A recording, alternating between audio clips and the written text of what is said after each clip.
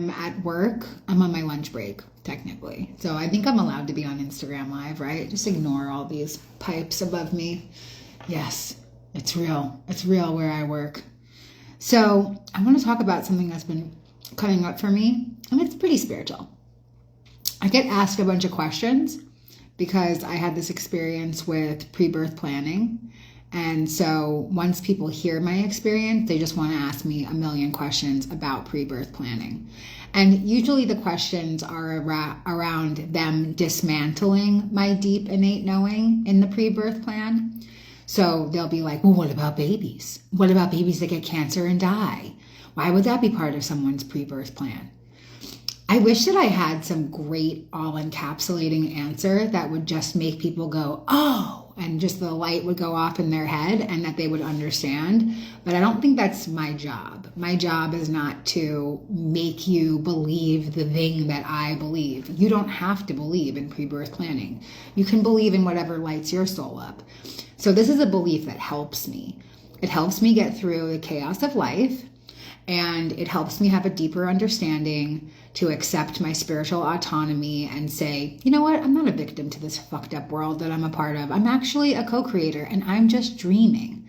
So I don't have to take it super seriously. But recently someone reached out to me, and every time that I offered them a resource or an answer to a question, they just kept combating me. And so eventually I just gave up, and then I was met with resistance. You said that you wanted to help people, but again, I'm not here to convince you of anything. If you want your world to align with the view of pre-birth planning, then adopt it as a belief, and the universe will start sending you proof of it. That's the way that the law of attraction works. You're inside of a dream. This is a dream, and you can lucid dream inside the dream, the waking dream. The same way that some people lucid dream inside their sleeping dreams, you can lucid dream inside the waking dream. You just have to keep reminding yourself that it's a dream, whatever or however that looks to you. And then again, find a system of beliefs that helps reinforce this idea. So for me, I have a day job where I work in the substance use disorder field. And my job right now is a lot of outreach. So I'm out in the field, handing overdose prevention kits like Narcan to homeless drug addicts. My light went away. Do you think that was foreshadowing or something? So I'm handing out I'm in the thick of it. I'm literally walking through the fire of life in these moments. It is brutal out there. It really is. The other day we came across this homeless woman. She had no shirt on. She just had her little titties out, and she had really long nipples, which I've never seen in person. And so it was I've just never seen that. And she had one leg. She had lost a leg, and her other leg, it was about to fall off her body, guys. It was so mangled. It was so messed up. And I was like, Miss, please let us help you. Let us call an ambulance to get your leg taken care of. And she was like, don't you dare. I just want to die. And I tried to offer her Narcan, and she was like, I fucking curse the man who invented Narcan. I just want to die. And it was so heavy. So, okay, so that's one area of my life, right? Where I have to accept the fact that that soul signed up for something that I can't comprehend. I don't know why they wanted to dream that dream, but I believe that they did. I believe it. And I believe that I was meant to see that person to help reinforce the belief that I'm inside of a dream and that nothing real can be threatened inside this dream, because the only thing that is real is that we're divine spirits. And these bodies are super temporary, and it actually doesn't matter what happens to them. It doesn't affect our soul at all. This is a costume. We're wearing a costume. So, we left that lady. We didn't see her again. Usually we see the same people when we do outreach. Didn't see her again. Praying for her. I'm thinking that, again, that was just something that the universe wanted to show me. So let me tell you about the other part of my human experience, because you guys are interested in what I have to say. So the next part of my human experience is that I deal with poverty, addiction, really low density experiences. And then I have this private coaching business. I host workshops. I do webinars, in person, online, all these other things. And I deal with kind of affluent people. Like my workshops are really affordable. Anybody can come to them. But then like my private coaching is not like super expensive, but it's kind of expensive. And so I'm dealing with like two different calibers of people. Like I'm dealing with the lowest of the low, and then people who have problems that like I can't even comprehend because it's like rich people problems. But again, like I'm just there to hold space. I don't have to actually understand the problem to understand that you're confused inside the dream. You have forgotten, and I'm just here to help you remember. Like I don't have like any magic button that I press or anything. It's about like, it's about diligent work. You have to actually show up for transformation. You can't just expect for it to happen. Like the universe doesn't say, she's been having a really hard time, let's give her a break, and then just opens up a new door for you. You have to believe that you're worthy of that new door. Or you have to hit rock bottom so goddamn hard that the door just pops open on its own. Okay, let's see. There was something in the chat. I lost my parents when I was younger and had clumsy failed relationships. What's my lesson to learn? Well, I mean, you obviously have an abandonment wound since your parents died when you were young.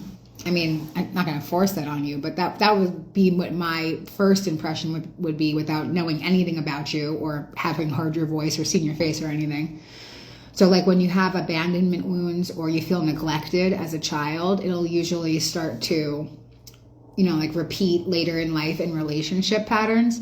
So for instance, I have really hard time with intimacy in relationships, like in friendships.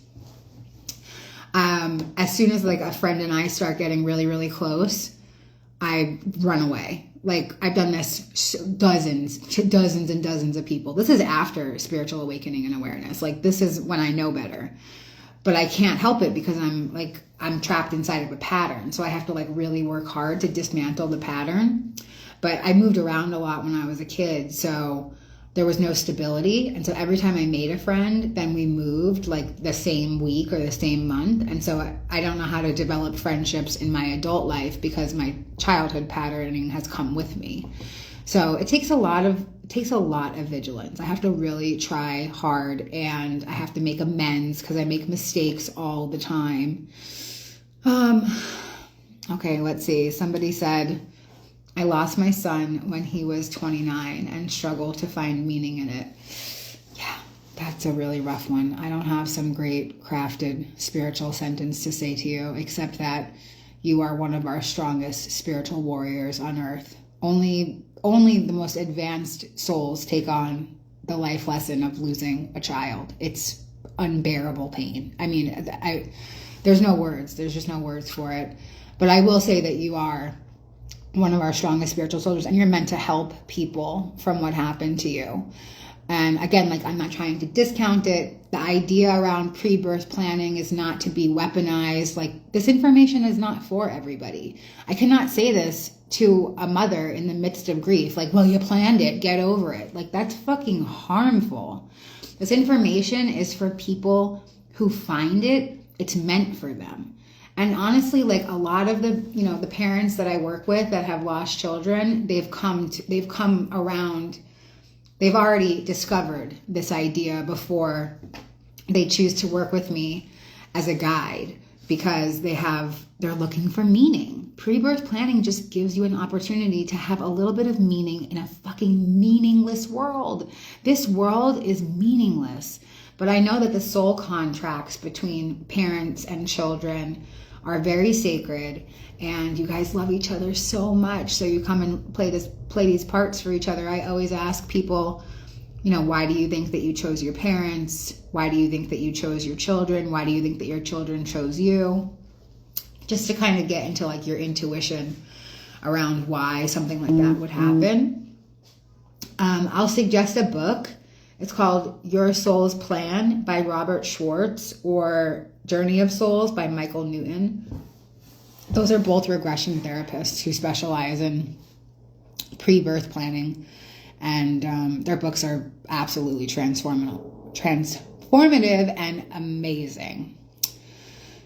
Somebody asked, do you believe in the soulmate theory? Well, I don't know what the soulmate theory is, but I think that we're all soulmates to each other. I have like a really crazy quote unquote twin flame story, which was actually just an insane karmic partnership that threw me for a loop. I had telepathy with another person. Telepathy.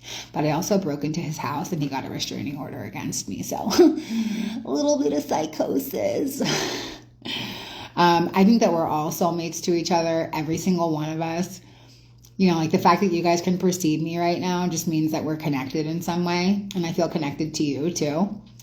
And when we put too much emphasis on other people, we create what A Course in Miracles calls special relationships.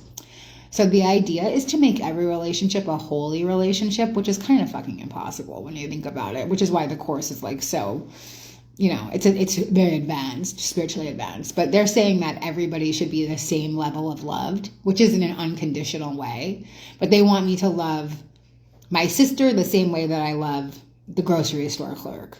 They want me to love my, you know, like they want a parent to love a child the same way that they love a murderer. And everybody deserves this holy kind of love. But like, you know, on earth, that's impossible. I mean, maybe it's not possible. I'm sure there's enlightened gurus who have done it. I'm not interested though. I love judging and hating people. It's my favorite. I'll never let go of my resentments. I will keep them with me like a badge of honor until I die and have to come back to earth and learn the lessons with those assholes all over again. Sometimes I really just think like, girl, just get it over with, you know? Just get it over with. You don't want to take any more. School is boring. But then I'm like, fuck that bitch. I'm not doing it. Anyway, are there any other questions? I just came on here to kind of break up the monotony of my day and feel the energy of you guys. Love spiritual people. I'm still kind of reeling from the success of Next Level Soul. If any of you are following me from watching that podcast, thanks. I really manifested that experience. I wrote it on a piece of paper maybe 2 years ago when I started doing like the podcast circuit. And I just wrote it on a piece of paper and there was like no way to get a hold of that guy. I tried everything. I went through Facebook, I went through Messenger, I went on Instagram, I went on YouTube, I went like all these things and there's just like no way. He is like totally blocked off. You go on his website and it's like, we're not accepting submissions for guests. And then somehow the universe opened up a door for me. But I don't think that it happened until I was actually ready for it. Like if it would have happened 2 years ago when I wrote it down, I wouldn't have been ready for it and I would have sucked. But now I'm like much more confident in speaking and the whole thing's like a big joke, you know? So anyway, thanks for letting me brag about myself. I'm an amazing speaker. Okay, let's see. Okay, cool. People came from Next Level Soul. Loving it. Yeah, it actually did really well. You know, like some of his episodes weren't doing good. And I had decided to fly to Austin to go be on the show in person.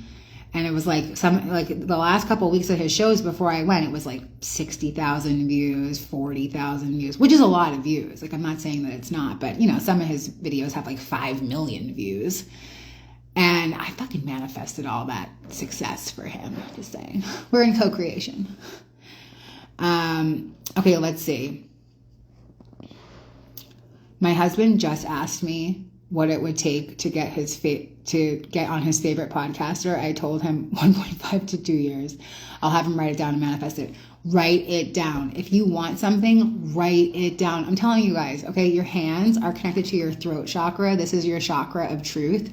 When you write stuff down, especially in I am, I have, I feel statements, you're like literally casting a spell. This is no joke.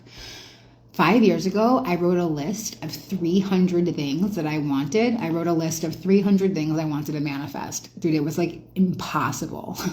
Like try to think of 300 things. It's really hard. By like the time I got to the end of the list, I was like, I will like an orange Tic Tac, please. I mean, it was just like the end of the list was like ridiculous. It's like, I want a new spatula. But then I put like some things on there. Like I want some peace. I want some serenity. I want some money. Anyway, I just wrote it all down. And in 5 years, out of the 300 things, 200 of them have come true just from writing it down. Some of them didn't even have actionable steps. They were just like wishes out into the universe. Think of the universe as your personal Alexa or like your personal AI. Like you can just request things and it'll give it to you. It's amazing. Leah said, did you read the comments? So many people said it was their favorite episode. I know, Leah. But then I was reading some of the comments on some of the other episodes, and people always say that. First, I felt like really special. I was like, oh my God, people want me to come back. This is amazing. And then I looked at all the other episodes, and they said the same shit about people that I don't like. So the compliment went away. I started listening to Bill Donahue. Was curious if you've ever heard of any of his lectures. No, but I am a big fan of Phil Donahue. His show was the best. Rest in peace. Is he dead? We're all dead. Anyway, I'm so grateful to connect with you guys. You helped me make it until my meeting. I want to make more Instagram lives and interact with the community. If you have questions, will you email them to me so I can make videos about them? I know that you guys are just dying to know what an old crackhead hooker has to say about spiritual questions. So whatever questions you got, send them my way. And I'm super grateful for you. And I'll see you later. Be wavy.